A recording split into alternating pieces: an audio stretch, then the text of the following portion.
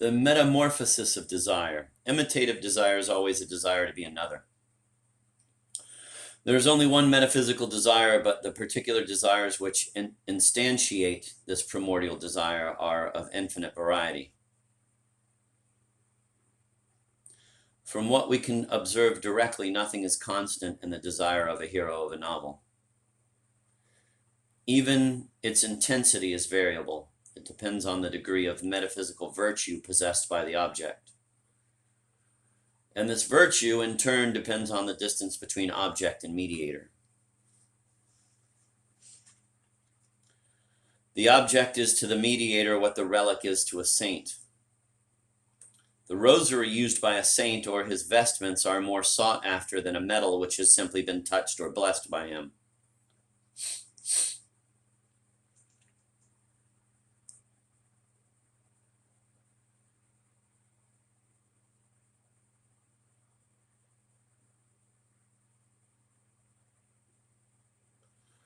The value of a relic depends on its closeness to the saint. It is the same with the object in metaphysical desire. We must therefore look at that other side of the novelistic triangle which connects the mediator with the object of desire. Hitherto we have confined our attention to the first side which joins mediator and desiring object. Fortunately, the two sides vary in much the same way. The triangle of desire is an isosceles triangle. Thus, desire always increases in intensity as the mediator approaches the desiring subject. The mediator is most remote in the case of Don Quixote, and the particular desires of that hero are therefore less tortured. Stubbornness is unknown to so sensible a hero.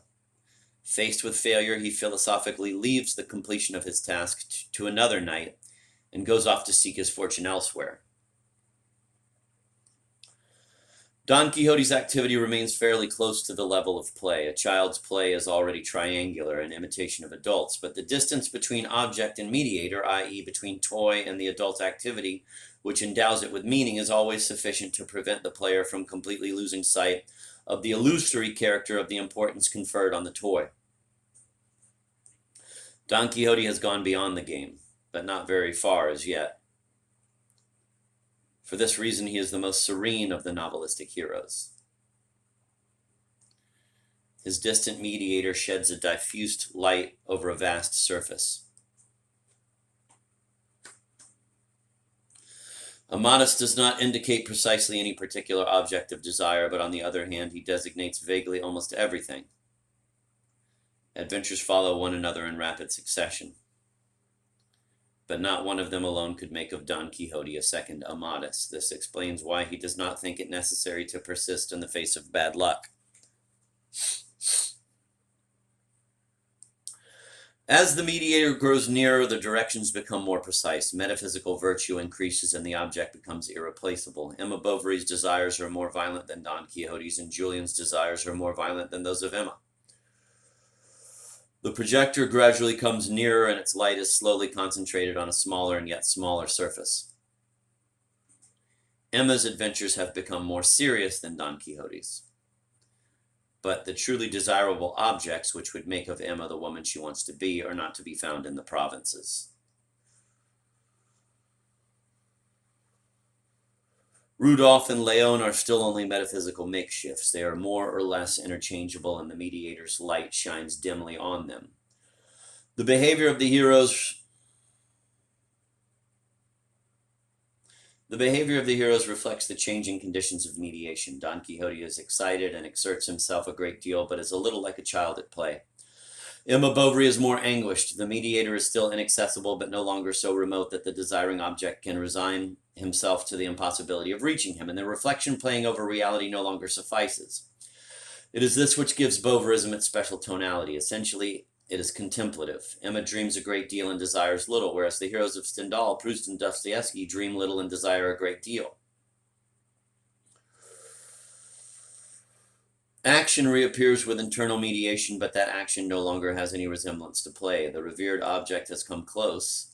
It seems within reach of the hand. Only one obstacle remains between subject and object, the mediator himself. The closer the mediator comes, the more feverish the action becomes. In Dostoevsky, thwarted desire is so violent that it can lead to murder.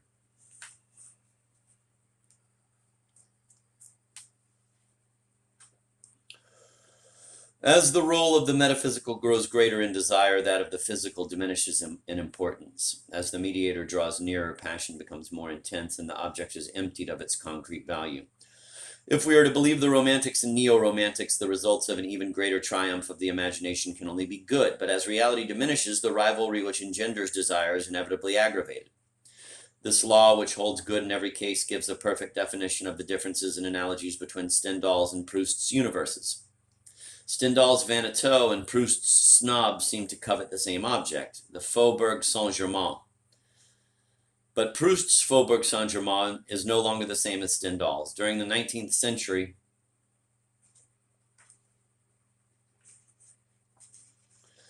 the aristocracy lost the last of its concrete privileges. In Proust's day, keeping company with the old nobility carried with it no tangible advantage. If the strength of desire were in direct proportion to the concrete value of the object, then Proustian snobism would be less intense than Stendhalian vanity.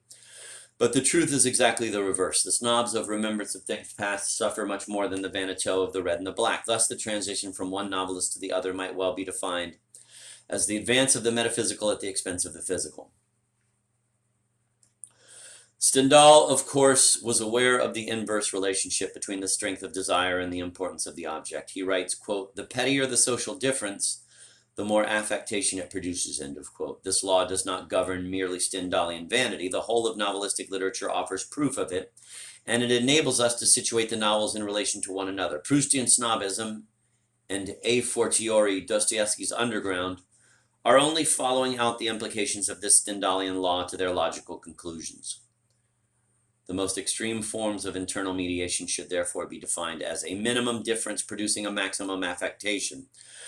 This is, moreover, approximately the same as Proust's own definition of snobism. High society being the kingdom of futility, there are merely insignificant degrees between the merits of the different fashionable ladies, which alone can inflate out of all proportion on Madame de Charlis' grudges or imagination, end of quote.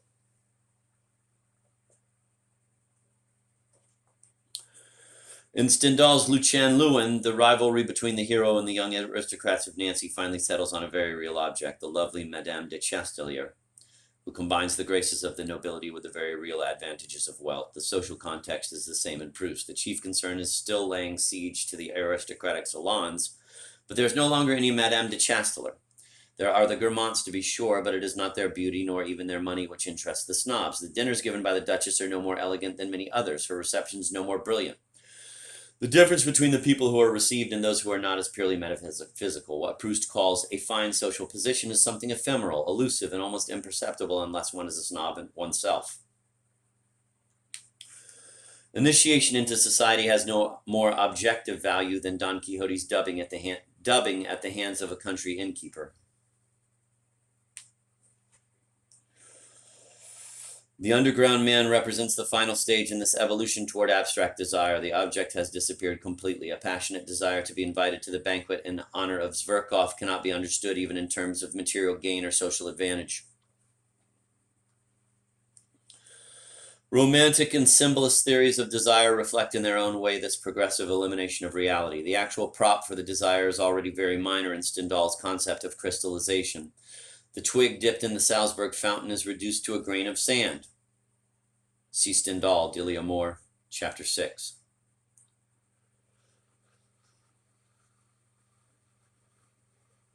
In the allegory of the oyster and the pearl.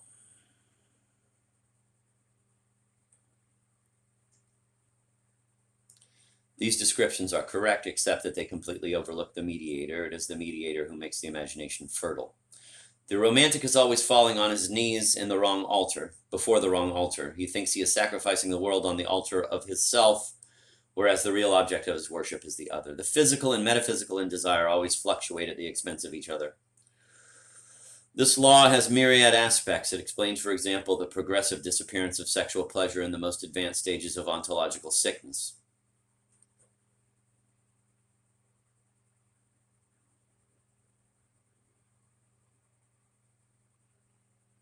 The mediator's virtue acts on the senses like a poison which constantly spreads and slowly paralyzes the hero.